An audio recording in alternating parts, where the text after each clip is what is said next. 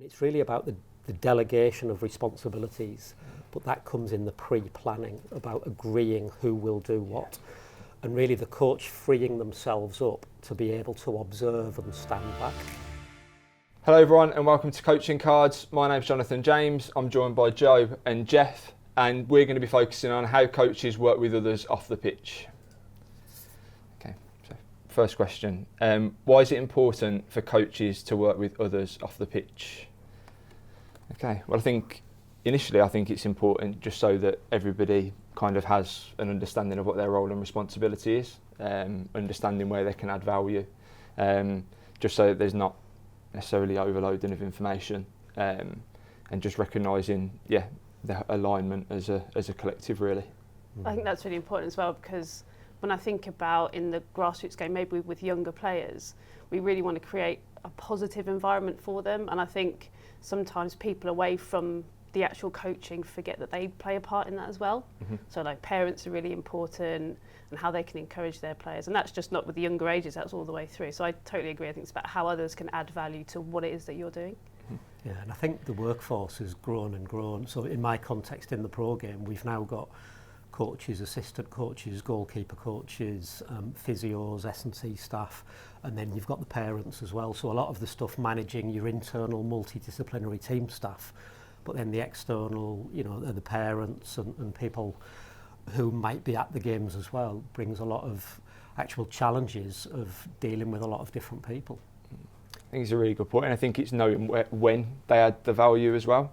So I think it's recognising when's it my time to add some real value to the experience of the players, and recognising the types of behaviours that might need to show. And I think it comes with alignment of understanding what's the expectations of the environment as well. So, if there's a reason for a certain type of behaviour, the more people that you can involve in that,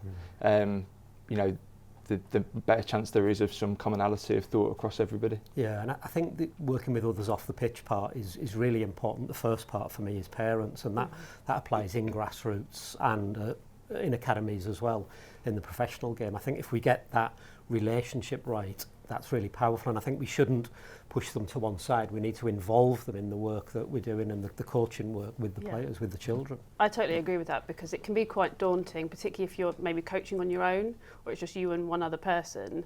Sometimes we feel like we can't ask for help from other people, but actually the more people you have, and going back to what you said before, Jonathan, about having clarity in what people are doing, I think that's important, but the more people you can have involved, the better environment it creates. It just kind of takes the pressure off you as well as a coach, that you're not there on your own, you don't have to do everything yourself. Yeah, and I think there's an interesting story that I remember from the professional game where a club had a very games-based approach.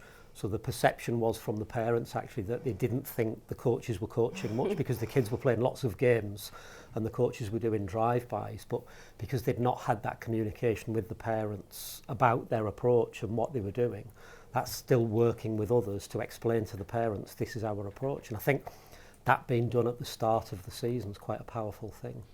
That's a really good point, Geoff, I think, and especially around, because I think sometimes if you have those times as a coach where you think it's really beneficial to be a bit more quieter and stand back, I think sometimes there's a danger that parents feel like they need to fill that gap and almost be the person that's encouraging because the coach isn't. Yeah. And I think actually if we're clear with parents as to why we're doing it, so we want to give the players effective time to problem solve, make decisions for themselves, actually just recognising that we don't need people to fill those gaps, but this is the reason why we're being quiet. I think it just comes down to what you're saying around what you've both said around just raising awareness really as to what you're doing and why.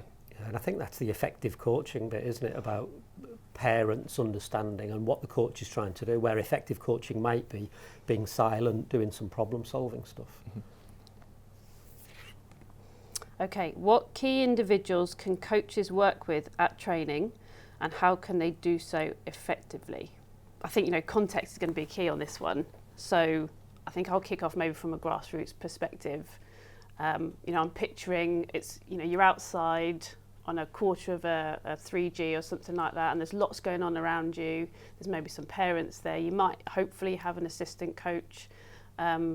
And I think it can feel quite overwhelming sometimes, but I think there are people there that you can involve. So I know we've mentioned it already about how important parents can be.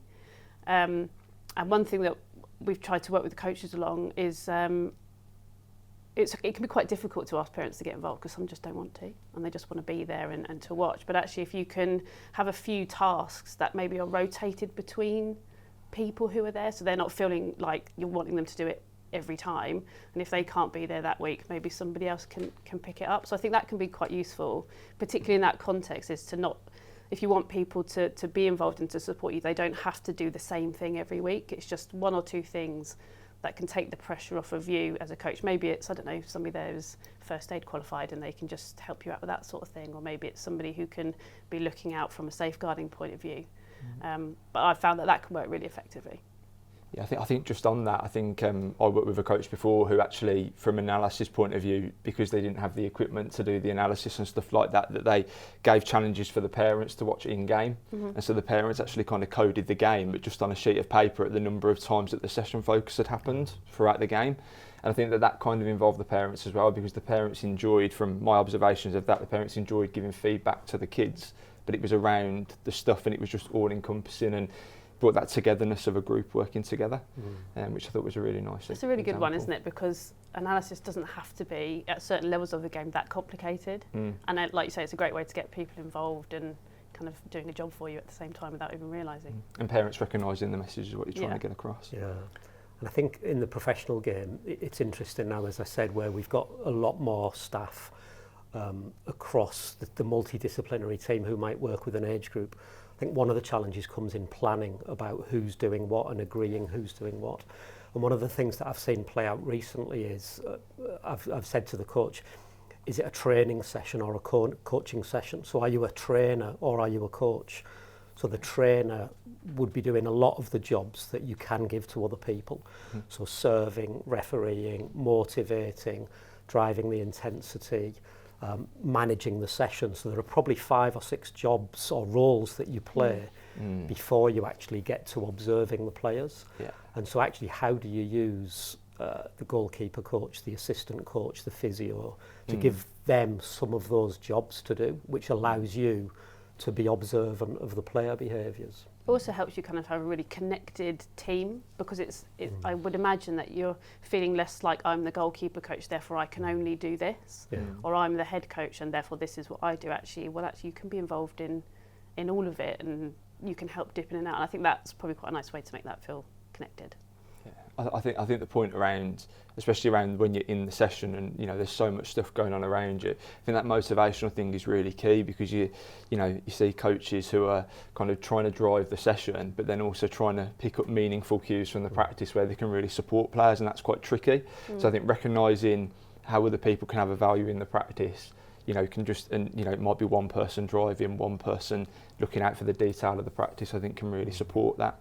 I think it's a real good point around what you make as well, around bringing in the physical performance coaches or the goalkeeper coaches, because I think they spend time with the goalkeepers on their own, but actually maybe that's a pre-planning part as well. When the goalkeeper comes into practice, what have they been working on? What's some of the language that's been used? Can I try and use that to bring some commonality to what they're utilising? And with physical performance coaches, it's something that's pre-planned, that's around your pitch dimensions and how that might be able to facilitate some physical gains as well, or how frequently you stop practice and start practice again. I think they're really good things. Yeah, I've worked with a coach actually who for a while he would task his assistant coach with a ball running stop clock for ball rolling time, just to tell him you've been in long enough. And I think he put himself on a 30-second timer that his assistant would wave at him and say, come on, you've spoken enough, get out, let them get playing again. And I think that can work at grassroots as well. Yeah, definitely. I think we probably don't see it enough, and I think sometimes we feel again like we've got to do it ourselves. But where you've got somebody that's coaching with you, or maybe just somebody that is there every week and just help you out, they can help make you a better coach. Because they can maybe notice things about what you're doing. They could keep count of how many questions you ask players, or the types of questions you ask, or like you say, ball rolling time is a really good one, and how long we intervene for, I think definitely can be something that's useful in that space as well. That's a really good point, Joe, because it just raises that self-awareness piece for the actual coach as well, doesn't it? And gives people a better understanding of themselves. Okay, so what key individuals can coaches work with on a match day, and how can they do so effectively? So yeah, from my point of view, I guess on a match day in the professional game, as I've said before, numerous coaches that they may have, an assistant coach, a goalkeeper coach, an S&C coach, a physio, and it's really about the delegation of responsibilities, but that comes in the pre-planning, about agreeing who will do what, and really the coach freeing themselves up to be able to observe and stand back. And I think then there's a bit of an agreement on a match day about the coach and the assistant coach who will watch different things. So is one watching your own team? Is your assistant coach watching the opposition? Are you watching certain players for you? Are you looking at your tactics and style? Or are you just looking at the defensive unit? So there's lots of ways you can divide up the roles and responsibilities, I think. But yeah, it's a growing part of the industry, I think, about co-coaching on a match day and co-coaching generally. Yeah, I would totally agree. I think planning for a match day is equally as important as planning for a training session. And sometimes we don't have a lot of time to do it. You know, people who work in the grassroots space are more often than not volunteers, so they're giving up some of their time. They'll have stuff going on in the morning, maybe families or, you know, dogs to walk and that sort of thing. So where they can have that plan of who's going to do what, or at least these are the things that need to be done, who would like to help out this week. You know, is there a parent who comes? Is there a co-coach that can help you or support you on that day with certain things? And I agree with you, it's about taking the pressure off, because I think as a coach, you know, you want to enjoy the game, because that's why you have the training, that's what it's all about, it's the game at the end. And I think if you're too overwhelmed with, oh, I've got to put the nets up and I've got to make sure I've got the first aid kit and I've got to referee the game and all these sorts of questions you have in your mind, it can become more of a chore. And I think we want to enjoy it as grassroots coaches. And I think there are opportunities as well to work with the opposition, particularly in the grassroots game. You know, maybe there's a conversation you can have before the game with the opposition coaches to see how you might want the game to play out, particularly at younger ages where they're friendlies and it's not that kind of really competitive win at all costs environment. There are ways that you can work together to help manage maybe the game or to support the referees. If it's a hot day, you know, do you want to have timeouts at different points of the day? And I think we shouldn't be afraid to do that. Again, takes the pressure off, makes it more enjoyable for everybody, and you know, it's for the players at the end of the day. Yeah, I think a really two really great points, mate. I think the other one as well is linking in around that half-time piece as well, or whether it depending on the format that you play, whether it's at the end of a quarter, at the end of a third, or at half-time. It's just recognising like who's doing what are we going to prioritise and say, who's going to say it, and how are we going to put it across to the players. I think those are probably three key areas as well in that sense, because I think it comes from a really good place, and when we get to that half time, if you have got a lot of other members of coaching staff in the room, you kind of want to give people their opportunity to say their piece. But actually I think some pre-agreement and some time spent recognising what you're going to prioritise going in there, who's going to say it and how they're going to say it. So are they going to involve players with it? Are they going to be opening questions up to the floor? Is it some more direct feedback that might be needed? But I think that sort of stuff, just recognising who says what and what you're going to say, I think are some, you know, are quite useful, so that players don't kind of get overloaded in that half-time space or quarter-time space. Yeah, I think the other bit in amongst it is the players are at the centre of this. So when we talk about involving players to develop independent thinkers, again in the professional game, one of my clubs has a really player-centred, player-led approach. So quite a lot of the roles that the coach might take on a match day, the players will actually take to take the pressure off the coach. So even just stuff like setting out the corner flags, putting up the goal nets, getting the equipment ready, even then onto some of the team talk stuff. And that's quite empowering to seeing players lead on that, which, you know, back in the day, that's what children did without adults being involved. And it's simple stuff, isn't it? You know, we're not asking them to do anything that's too complicated, but it's just, you know, for them to have a hand in supporting you as a coach, you know, that you're all in it together sort of thing. You're working towards, you know, that good experience together. Do you have any advice to help coaches communicate with others? I think, as we've kind of discussed earlier, I think that big thing around the communication with parents and how we kind of involve them in the process, be it on a game day or at training, I think is really important. And I know it's something that we discussed earlier, but I think that thing around involving them in an understanding of what the game's going to look like for our team in that moment.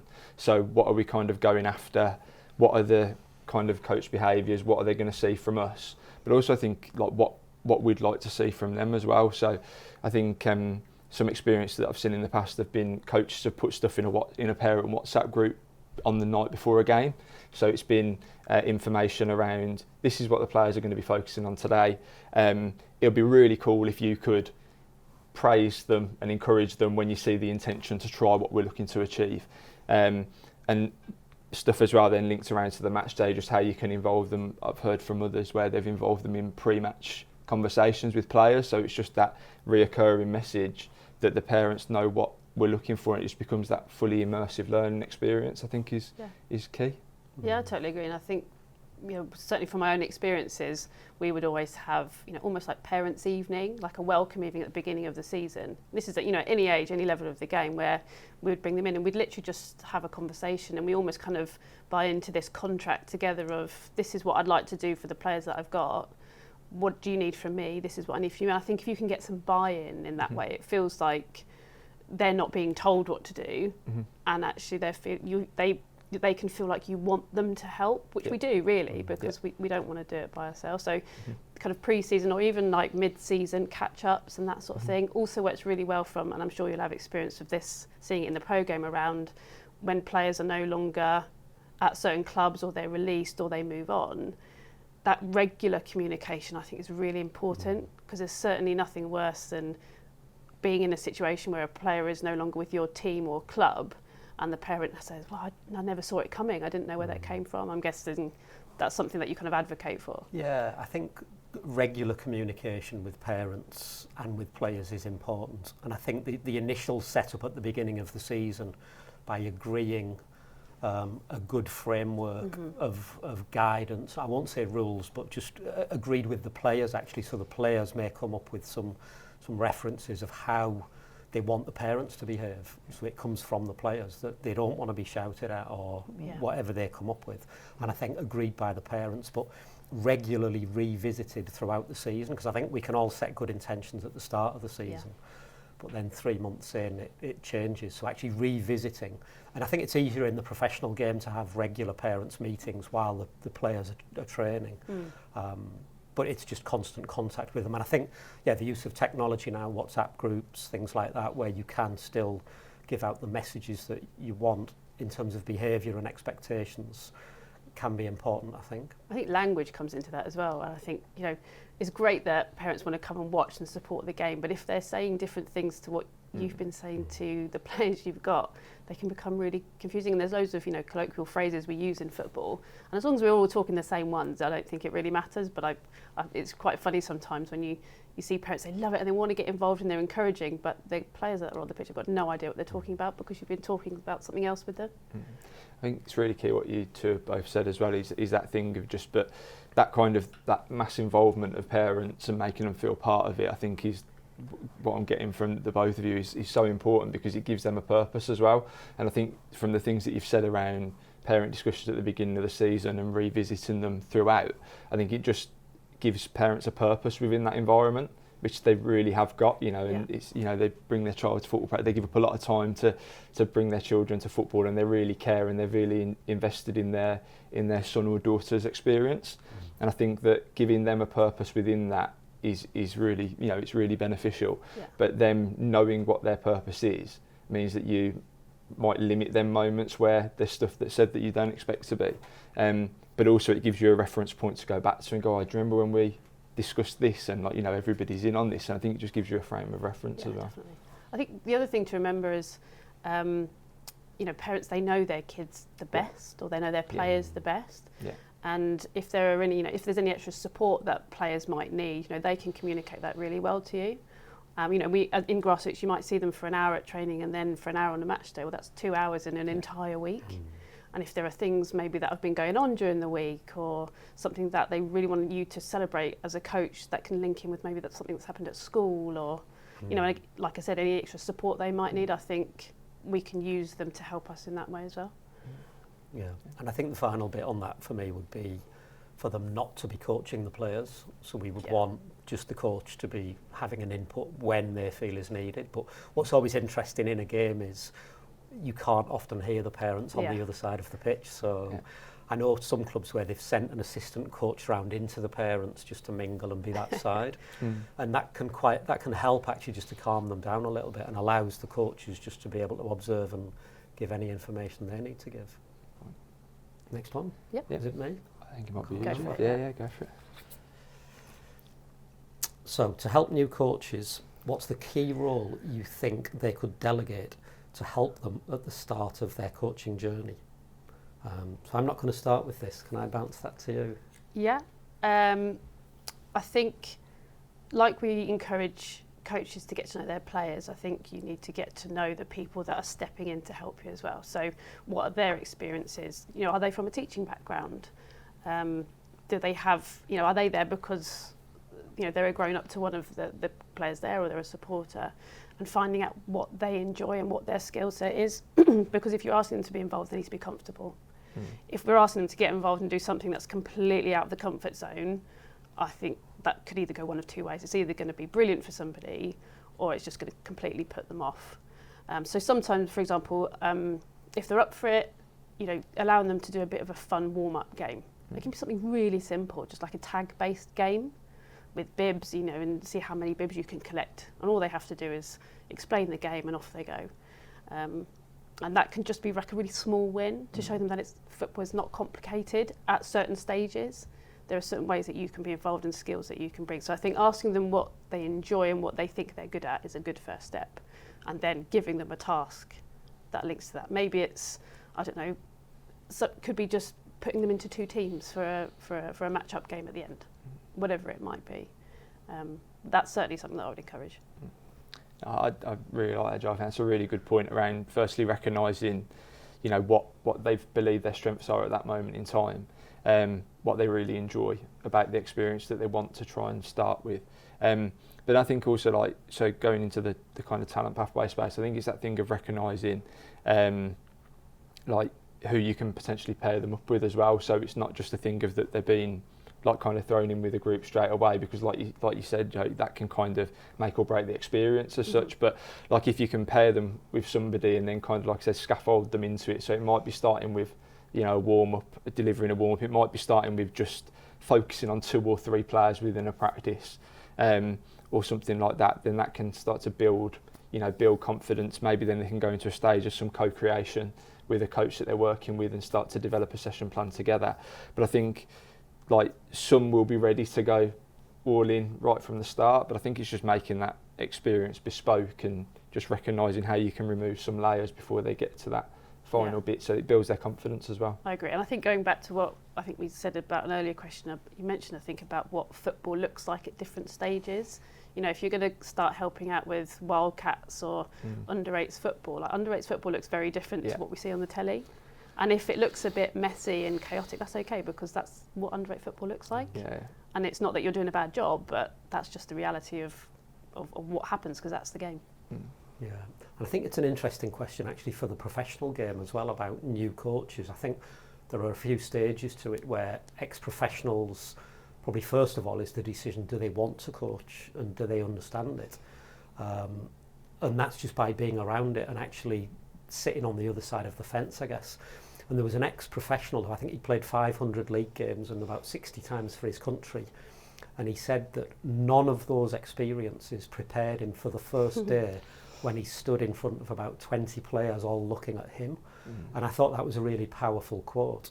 So I think helping them to understand what coaching is and actually just getting a feel for it, just being around it, what things might you bring to the table, how can we help you to start with just some simple tasks, and really getting them to experience the love of coaching as it would be for a grassroots coach as well, because it's not playing, it's coaching, it's a different thing. Yeah, I agree with that. And I think that links to, you know, players who are retiring, as it were, from the more amateur game or from the grassroots game. So, you know, you're a senior player, you might have decided you stop playing football. Do you actually want to go and coach now? And I think I agree with you, it's very similar and can probably feel quite daunting to go, you know, and stand on the other side of the team talk. Or and I guess, Geoff, as well, it must be really, really like kind of, you know, hard to kind of recognise all those ideas and thoughts that you've had, like maybe in that transition from going from being a player, and you got visions of what you would like your coaching experience to look like or what you would like your team to play like. But I guess trying to frame that and put that across the players can be quite tricky, if, like you said, if it's their first experience into coaching and all of a sudden, like you said, they've got 20 players in front of them in a professional game, and then they've got to try and portray their ideas and recognise how to use the wider team. There's a lot of complexities around that, isn't there? And I think the ones that have made the best transition have probably started to think about coaching before their career has ended, or whilst they still go to training. So they'll look at the coach or the session as a coach, or a coach thinking about what's the setup, what's the transition of practices, where are the bibs, and that helps them to think about what jobs would the coach do as well, rather than I'm just a player and I'm having great fun as a player. I think that's a really important point, because I think when we talk about somebody who's new to coaching, perhaps we just assume it's somebody that has had no experience of football before, but it's a very different step. It can be somebody who's very new to the game, or somebody that's maybe had a really long playing career and they've never coached before, and having that difference I think is really important. Definitely. Last one. To wrap up this discussion, what are your quick-fire top tips to help coaches work effectively with others? I think for me, the short answer is it's just making sure that somebody, whatever they are doing, just has a value to what they're doing. So it's not a case of just giving them, a form of responsibility, but actually really giving them an understanding of their worth within that responsibility. And just that's I think probably a key one for me. Just making sure people know what their responsibility is, and making sure that they know that they're valued within that, and they add to the learning experience of the players. Yeah, I would agree. I think you just said it there. I think for me it's clarity in what it is that they are doing within that role. And then I think as well for coaches is not being afraid to ask for people to help. We don't have to do it all by ourselves. Yeah, and I think I'll probably say the same thing, Brian. In the planning stage, agreeing who's doing what. In the doing stage, having conversations as the session's going along. And then in the review stage, being comfortable with feedback to help us all get better, really. And it's okay to keep changing. You don't have to just do it the same way every time. Yeah.